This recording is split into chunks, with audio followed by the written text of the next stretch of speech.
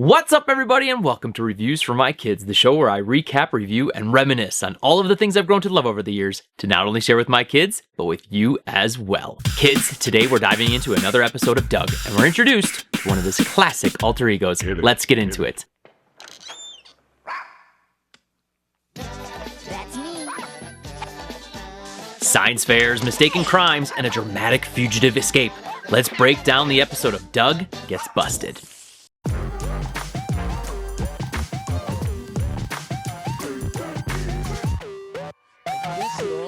This episode kicks off at the school science fair, where everyone is showing off their wild projects. Chalky's teaching his Venus flytrap how to sing opera.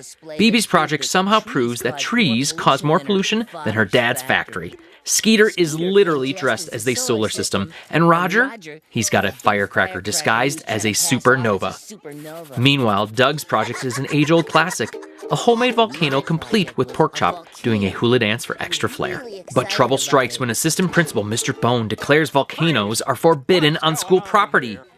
Doug panics, but before he can process, Roger's supernova firecracker causes an even bigger issue. The next thing Doug knows, rumors start spreading that the entire science lab burned down. And thanks to Roger's scheming, Doug believes he's the prime suspect. Yours?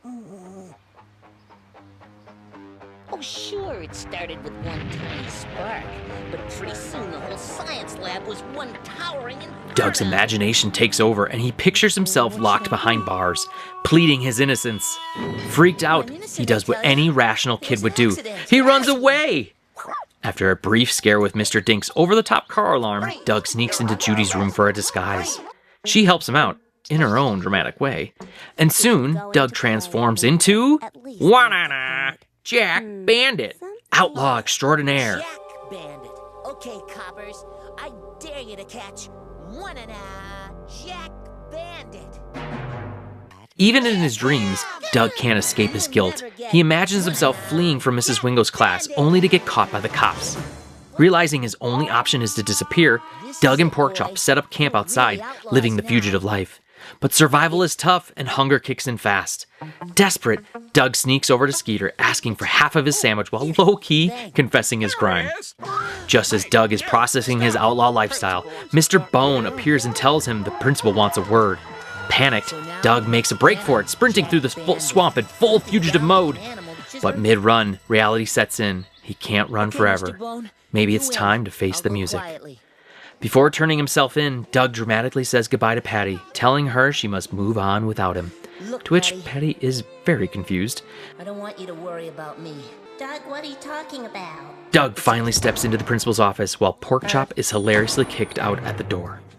Turns out Doug was worried for nothing. Instead of punishment, he wins second place in the science fair. Mrs. Wingo actually loved his volcano and Porkchop's hula dance. Relieved, Doug goes back to a normal life, though he wonders if another evil science project will strike again.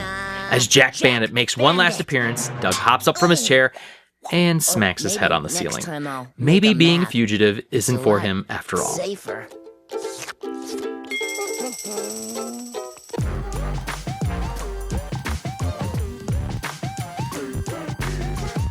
This episode is classic Doug, full of over-the-top imagination, hilarious paranoia, and that relatable fear of getting in trouble for something you didn't do. It's a perfect example of how huge small problems can feel when you're a kid. And honestly, who hasn't imagined about running away at least once in their life? But kids, don't do that, okay? Mom would be very upset. And okay, I would too. This episode will be the first and only appearance of Doug's alter ego, Jack Bandit. It felt like a play on classic villains of the silent film era, a bandit on the run. Of all the alter egos Doug has, Jack Bandit isn't as cut and dry as to who he is a parody of. But what this episode establishes is more of the world of Doug. We are introduced to a few more characters in this series, and it's even more fun to be able to see inside the school in general. At that age, your school and the friends you make are truly your everything. And although this episode has some zany antics to it, being able to see more of the environment is a welcomed experience. I give this episode 3 volcanoes and a bandit disguise. It's a fun episode without a doubt, and surprisingly memorable due to the Jack Bandit character, with his catchy catchphrase of, "Wanna Jack Bandit."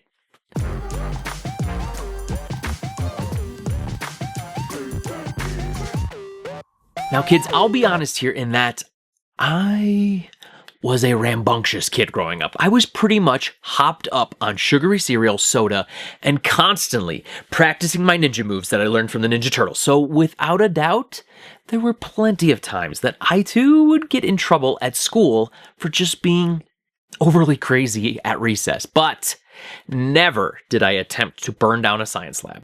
Your papa did help me win a science fair prize by crafting up this project, which involved a tub of water, and you had a cup with a dry object inside that cup, and you would push down the cup onto the surface of the water, and you would keep pushing it down till it's at the bottom of the tub of water, and the object inside of the cup would remain dry, creating this vacuum-like experience. And that memory still remains with me today, and hopefully in the near future, I too can help you kids out with your science fair projects. But I'm just going to let you know, if you do what I did to my parents and remind me that you have a science fair project due at the next day, and you're reminding me at 9 p.m. at night, guess what? You're on your own to figure this out, because it's 9 p.m. I'm going to bed. Like, that's all you got. Utilize Papa's vacuum cup tub of water for your project. That's all I got for you. Thanks for tuning in to this episode of Reviews for My Kids, the show where I recap, review, and reminisce on all of the things I've grown to love over the years to not only share with my kids, but with you as well. Tune in next time. Bye.